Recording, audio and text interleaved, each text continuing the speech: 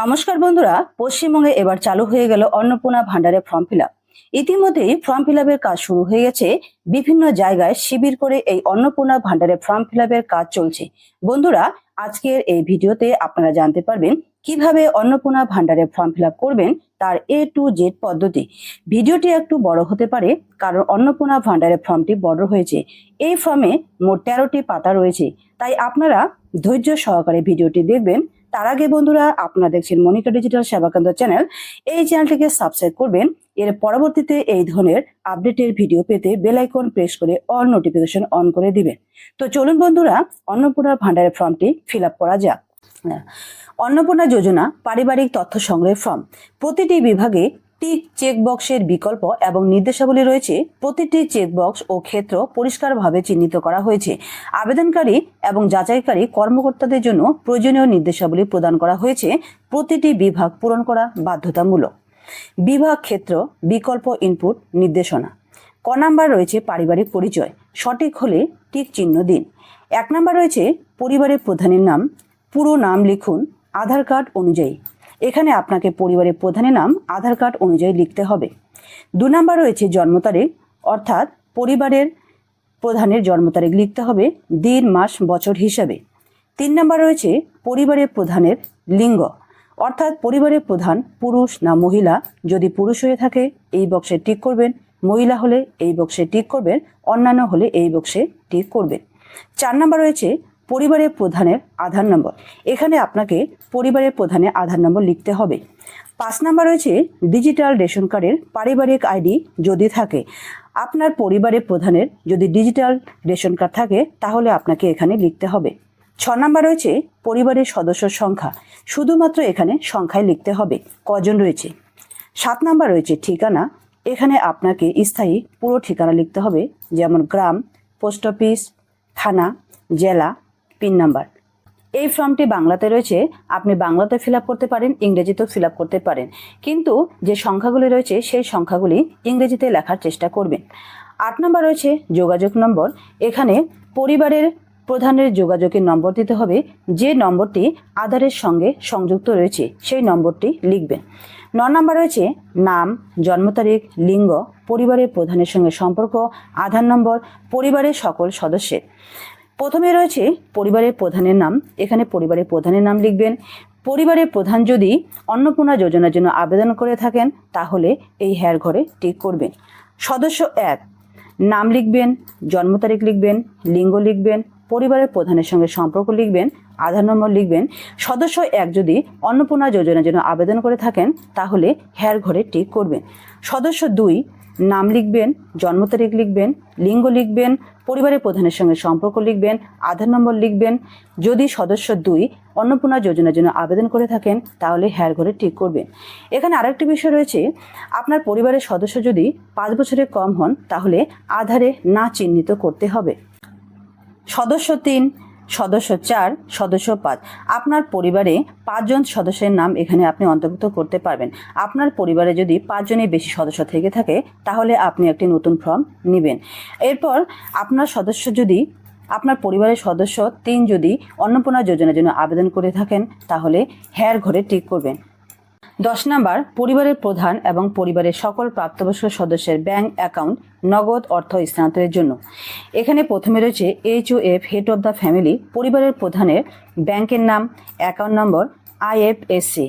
এখানে আপনাকে একটি কথা মনে রাখতে হবে, যেটি DBD লিঙ্ক যুক্ত ব্যাংক রয়েছে সেই ব্যাংকের তথ্য এখানে আপনাকে লিখতে হবে এবং তার অ্যাকাউন্ট নম্বরটা লিখতে হবে।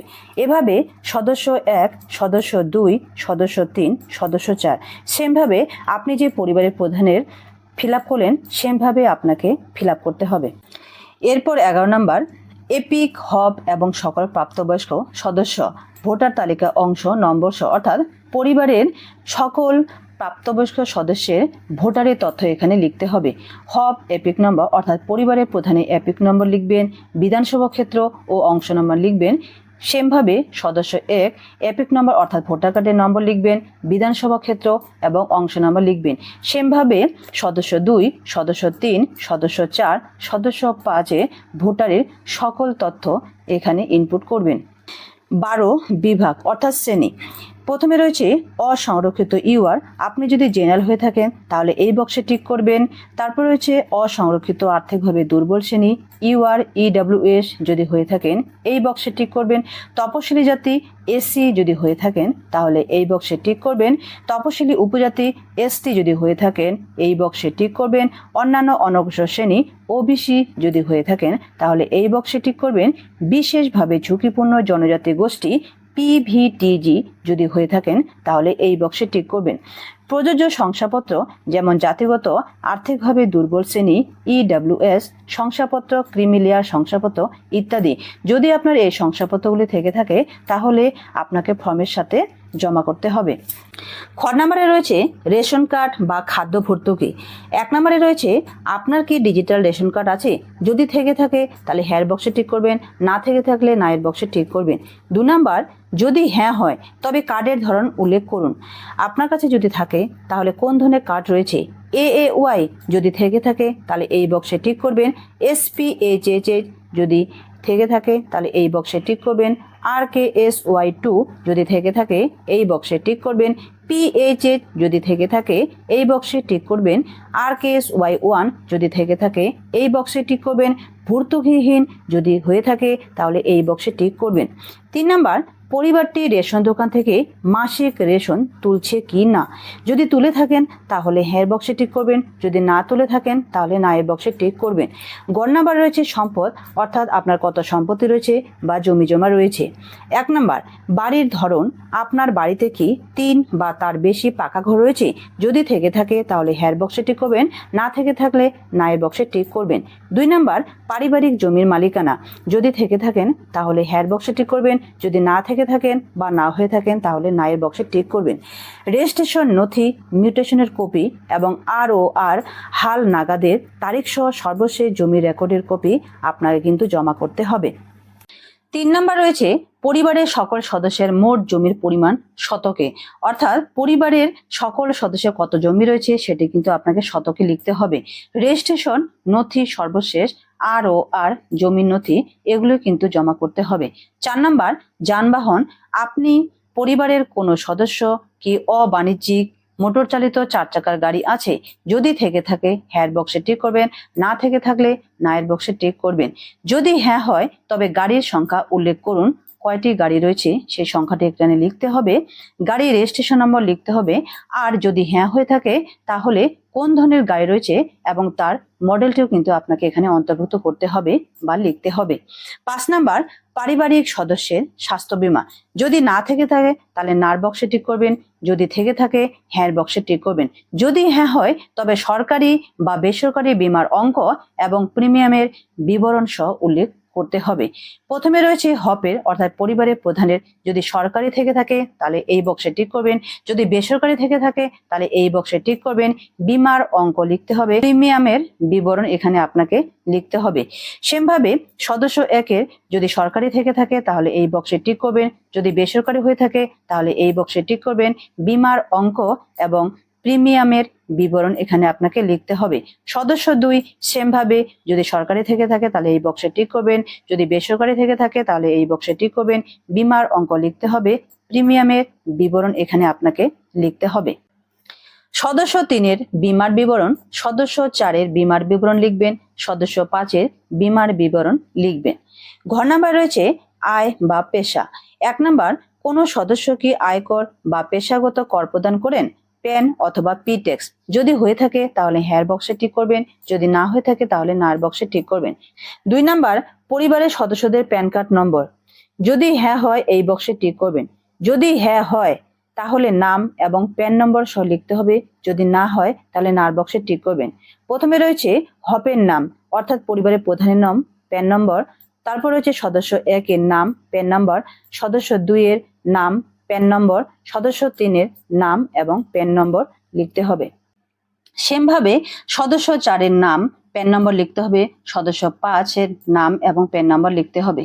3 নম্বরে রয়েছে কর্মসংস্থানের ধরন, অর্থাৎ আপনি কোন ধরনের কাজের সঙ্গে যুক্ত রয়েছেন সেটি আপনাকে লিখতে হবে। পরিবারের প্রধান, যদি সরকারি ক্ষেত্রে হয়ে থাকে তাহলে এই বক্সে টিক করবেন, বেসরকারি ক্ষেত্রে বেতনভুক্ত কর্মচারী হয়ে থাকলে এই ঘরে টিক করবেন। সংগঠিত ক্ষেত্রে স্বনিযুক্ত, উদ্যোক্তা, ব্যবসায়ী, মালিক ইত্যাদি হয়ে থাকলে এই বক্সে টিক করবেন। আংশিক সময়ের কর্মরত, পার্ট টাইম যদি হয়ে থাকেন এই বক্সে টিক করবেন। অসংগঠিত ক্ষেত্রে স্বনিযুক্ত, কারিগর, শিল্পী, কৃষক ইত্যাদি হয়ে থাকলে এই বক্সে টিক করবেন। পরিযায়ী শ্রমিক হয়ে থাকলে এই বক্সে টিক করবেন। বেকার হয়ে থাকলে এই বক্সে টিক করবেন। অন্যান্য হয়ে থাকলে এই বক্সে টিক করবেন। সবচেয়ে উপযুক্ত ঘরের টিক চিহ্ন দিতে হবে। আর যদি প্রয়োজনীয় নথি থাকে তাহলে আপনাকে জমা করতে হবে। সেমভাবে সদস্য এক কোন পেশার সঙ্গে যুক্ত রয়েছে সেই বক্সে টিক করতে হবে। সেমভাবে সদস্য 3 কোন পেশার সঙ্গে যুক্ত রয়েছে সেই বক্সে টিক করতে হবে। সেমভাবে সদস্য 5 কোন পেশার সঙ্গে যুক্ত রয়েছেন সেই বক্সে টিক করতে হবে। 4 নাম্বার, পরিবারের শিক্ষিত প্রাপ্তবয়স্ক সদস্যের সংখ্যা এবং পরিবারে অশিক্ষিত প্রাপ্তবয়স্ক সদস্যের সংখ্যা। প্রথমেই শিক্ষিত প্রাপ্তবয়স্ক সদস্যের সংখ্যা লিখবেন, তারপরে রয়েছে অশিক্ষিত প্রাপ্তবয়স্ক সদস্যের সংখ্যা লিখবেন। পরিবারের সকল শিক্ষিত প্রাপ্তবয়স্ক সদস্যের সর্বোচ্চ শিক্ষাগত যোগ্যতা প্রদান করতে হবে। পরিবারের প্রধান যদি শিক্ষিত হন তাহলে এই বক্সে টিক করবেন, যদি অশিক্ষিত হন তাহলে এই বক্সে টিক করবেন, সর্বোচ্চ শিক্ষাগত যোগ্যতা লিখবেন। সদস্য 1 যদি শিক্ষিত হন তাহলে এই বক্সে টিক করবেন, অশিক্ষিত হলে এই বক্সে টিক করবেন, সর্বোচ্চ শিক্ষাগত যোগ্যতা লিখবেন। সেমভাবে সদস্য 2, সদস্য 3 শিক্ষাগত যোগ্যতা তথ্য লিখবেন। সদস্য 4, সদস্য 5 শিক্ষাগত যোগ্যতা লিখবেন। 5 নাম্বার, কোন সদস্য কি কোনো সাংবিধানিক পদ, মন্ত্রী, সাংসদ, বিধায়ক, পৌর স্থানীয় সংস্থা এবং পঞ্চায়েত সংস্থার প্রাক্তন, বর্তমান ধারক? যদি হয় তাহলে হ্যাঁ বক্সে টিক করবেন, যদি না তাহলে না বক্সে টিক করবেন। প্রয়োজনীয় সহায়ক নথি থাকলে জমা দিতে হবে। যিনি এই পদে রয়েছেন তার সদস্য নম্বর এখানে লিখবেন। 6 নাম্বার, কোন সদস্য কি সরকারি পেনশনভোগী? যদি হ্যাঁ হয় তাহলে এই বক্সে টিক করবেন, যদি না হয় তাহলে এই বক্সে টিক করবেন। যদি হ্যাঁ হয় তাহলে পেনশন স্লিপ সংযুক্ত করতে হবে। যিনি সরকারি পেনশনভোগী তার সদস্য নম্বর এখানে লিখবেন। 7 নাম্বার, কোন সদস্য কি জিএসটির অধীনে নিবন্ধিত আছেন? যদি হ্যাঁ হয় তাহলে এই বক্সে টিক করবেন, যদি না হয় তাহলে এই বক্সে টিক করবেন, যদি হ্যাঁ হয় তাহলে GSTIN। 8 নাম্বার, পরিবারের মোট বার্ষিক আয়। এখানে আপনাকে পরিবারের বার্ষিক আয় এখানে লিখতে হবে। নাম্বার, অন্যান্য পরিচয় নথি। 1 নাম্বার, সিএ আবেদনের বর্তমান অবস্থা যদি থাকে। পরিবারের প্রধান যদি সিএ তে আবেদন না করে থাকেন তাহলে প্রযোজ্য নয়, এই বক্সে টিক করবেন। যদি আবেদন করে থাকেন তাহলে এই বক্সে টিক করবেন এবং আবেদনের নম্বর লিখবেন। ইস্যু করা হয়েছে যদি হয় তাহলে এই বক্সে টিক করবেন এবং সার্টিফিকেটের নম্বর লিখবেন। সেমভাবে সদস্য 1 যদি আবেদন না করে থাকেন তাহলে প্রযোজ্য নয়, এই বক্সে টিক করবেন। আবেদন করে থাকলে এই বক্সে টিক করবেন এবং আবেদনের নম্বর লিখবেন। ইস্যু করা হয়েছে যদি হয় এখানে এই বক্সে টিক করবেন এবং সার্টিফিকেটের নম্বর লিখবেন। সেমভাবে সদস্য 2, সদস্য 3 সি এর যাবতীয় তথ্য এখানে প্রদান করবেন। সেমভাবে সদস্য 4, সদস্য 5 সি এর তথ্য ইনপুট করতে হবে। 2 নম্বরে রয়েছে অন্যান্য কিষাণ ক্রেডিট কার্ড, এআরডি, শিল্পী ক্রেডিট কার্ড, মৎস্যজীবী ক্রেডিট কার্ড, শিক্ষার্থী ক্রেডিট কার্ড ইত্যাদি। যদি পরিবারের প্রধানের থেকে থাকে তাহলে নম্বর, আইডি সংখ্যা, যে তারিখে ইস্যু করা হয়েছে সেই তারিখটি লিখবেন। প্রদানকারী কর্তৃপক্ষের বিবরণ দিতে হবে। সদস্য 1 নম্বর, আইডি সংখ্যা, যে তারিখে ইস্যু করা হয়েছে সেই তারিখটি এখানে লিখতে হবে। সেমভাবে সদস্য 2, সদস্য 3, সদস্য 4, সদস্য 5 ক্রেডিট কার্ডের বিবরণ ইনপুট করতে হবে। 3 নাম্বার, যদি SIR 2026 বলতে হবে না। 3 নাম্বার, যদি SIR 2026 নাম বাদ পড়ে থাকে তবে মামলাটি ট্রাইব্যুনালে বিচারাধীন কি না। পরিবারের প্রধান যদি না হয়ে থাকে তাহলে প্রযোজ্য নয়, এই বক্সে টিক করবেন। না হলে এই বক্সে টিক করবেন, হ্যাঁ হলে এই বক্সে টিক করবেন। যদি হ্যাঁ হয় তবে মামলার বিবরণ দিতে হবে। সেমভাবে সদস্য 1 SIR এর নাম বাদ পড়ে না থাকে তাহলে প্রযোজ্য নয়, এই বক্সে টিক করবেন। আর যদি বাদ পড়ে থাকে মামলাটি ট্রাইব্যুনালে বিচারাধীন নয় তাহলে না, এই বক্সে টিক করবেন। যদি মামলাটি ট্রাইব্যুনালে বিচারাধীন হয় তাহলে হ্যাঁ, এই বক্সে টিক করবেন। যদি হ্যাঁ হয় তবে মামলার বিবরণ এখানে লিখবেন। সেমভাবে সদস্য 2, সদস্য 3, সদস্য 4 বিবরণ SIR এর বিবরণ দিতে হবে। সেমভাবে সদস্য 5-এর SIR এর বিবরণ দিতে হবে। 6 নাম্বার সামাজিক মর্যাদা এবং নির্ভরশীল ব্যক্তিগণ। 1 নাম্বার বিদ্যালয়ে অধ্যয়নরত পরিবারের সকল শিশুর বিবরণ। সদস্য নম্বর কতজন রয়েছে সেই নম্বরটি এখানে লিখতে হবে। শিশুর সদস্য 1, শিশুর নাম লিখতে হবে, শ্রেণী লিখতে হবে, বিদ্যালয়ের নাম লিখতে হবে, ধরন লিখতে হবে। যদি সরকারি সাহায্যপ্রাপ্ত স্পন্সর্ড বিদ্যালয় হয়ে থাকে তাহলে এই বক্সে টিক করবেন। বেসরকারি বিদ্যালয় হলে এই বক্সে টিক করবেন। স্বীকৃত মাদ্রাসা হলে এই বক্সে টিক করবেন। অন্যান্য মাদ্রাসা হলে এই বক্সে টিক করবেন। অন্যান্য হলে এই বক্সে টিক করবেন। বিদ্যালয়ের ধরন অন্যান্য নির্বাচন করলে অনুগ্রহ করে বিস্তারিত উল্লেখ করুন, যেমন ওপেন স্কুলিং, হোম স্কুলিং ইত্যাদি। শিশু সদস্য 2, যদি আরো শিশু থেকে থাকে তাহলে শিশুর নাম, শ্রেণী, বিদ্যালয়ের নাম, ধরন সেমভাবে লিখতে হবে। সেমভাবে পরিবারে আরো শিশু থাকলে তাহলে বিদ্যালয়ে অধ্যয়নরত শিশুর বিবরণ এখানে লিখতে হবে। 2 নাম্বার শিশুদের টিকাকরণের বর্তমান অবস্থা। শিশু সদস্য 1, যদি হ্যাঁ হয় এই বক্সে টিক করবেন। টিকাকরণ শুরু হয়েছে, সম্পূর্ণ হয়েছে। যদি না হয়ে থাকে তাহলে টিকাকরণ হয়নি, এই বক্সে টিক করবেন। যদি হ্যাঁ হয় তাহলে টিকাকরণ কার্ড আইডি, যদি না হয় তাহলে শেষ টিকা নেওয়ার তারিখ, টিকা না নেওয়ার কারণ জানাতে হবে।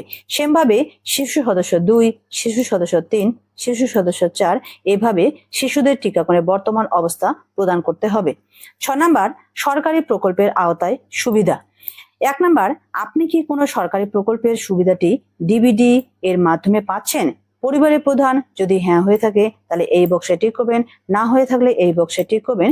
যদি হ্যাঁ হয় তবে প্রকল্পের নাম উল্লেখ করতে হবে। প্রকল্পের নাম লিখবেন। আপনি কি এই প্রকল্পটি থেকে নিজেকে প্রত্যাহার করতে চান? প্রকল্প থেকে বেরিয়ে যেতে টিক বক্সটি চিহ্নিত করুন। সদস্য 1, প্রকল্পের নাম। এই প্রকল্পের নামগুলো এখানে লিখবেন। আর আপনি যে প্রকল্প থেকে নিজেকে প্রত্যাহার করতে চান তার পাশের ঘরে হ্যাঁ বক্স রয়েছে, সেই বক্সে টিক করবেন। সেমভাবে সদস্য 2, সদস্য 3 এ সরকারি প্রকল্পের তথ্য প্রদান করবেন। সেমভাবে 4 সদস্য সরকারি প্রকল্পের সমস্ত তথ্য প্রদান করতে হবে। বাদ দেওয়া হলে কারণ অফিসার কর্তৃক পূরণীয়, অর্থাৎ ফর্মটি যদি কোনো কারণে বাদ দেওয়া হয়ে থাকে তাহলে অফিসার এখানে কারণটি লিখবেন। জ নাম্বার রয়েছে ঘোষণা ও সম্মতি। আমি এই মর্মে ঘোষণা করছি যে উপরে প্রদত্ত তথ্য আমার জ্ঞান ও বিশ্বাস অনুযায়ী সত্য এবং প্রযোজ্য ক্ষেত্রে আমি সকল সহায়ক নথি প্রদান করেছি এবং উপরে উল্লিখিত কোনো মানদণ্ড বাদ দিইনি। আমি অবগত যে আমার প্রদত্ত কোনো তথ্য মিথ্যা প্রমাণিত হলে আমার সামাজিক সুরক্ষা সংক্রান্ত সুবিধাসমূহ বন্ধ হয়ে যেতে পারে। এখানে রয়েছে স্বাক্ষর, আবেদনকারী এখানে স্বাক্ষর করবেন।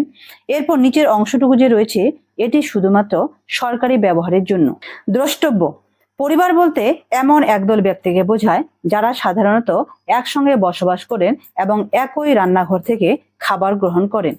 এই পুরো অংশটি অফিসাররা ফিল আপ করবেন এবং স্বাক্ষর করবেন। স্বাক্ষর করে আপনাকে রিসিভ হিসাবে দিবেন। তো বন্ধুরা, কোনো জায়গায় বুঝতে অসুবিধা হলে কমেন্ট বক্সে লিখে পাঠাবেন, আমি আপনাদের প্রশ্নের উত্তর দেওয়ার চেষ্টা করব। আজকের ভিডিওটি ইনফরমেটিভ হলে ভিডিওটিতে একটি লাইক দিবেন আর আপনাদের ছোট চ্যানেল মনিকা ডিজিটাল সাবাকান্ত ইউটিউব চ্যানেলটিকে সাবস্ক্রাইব করবেন। তার সাথে বেল আইকন প্রেস করে অল নোটিফিকেশন অন করে দিবেন। ভিডিওটি দেখার জন্য আমার এই চ্যানেলের পক্ষ থেকে আপনাদেরকে অসংখ্য ধন্যবাদ। ততক্ষণে বাই বাই।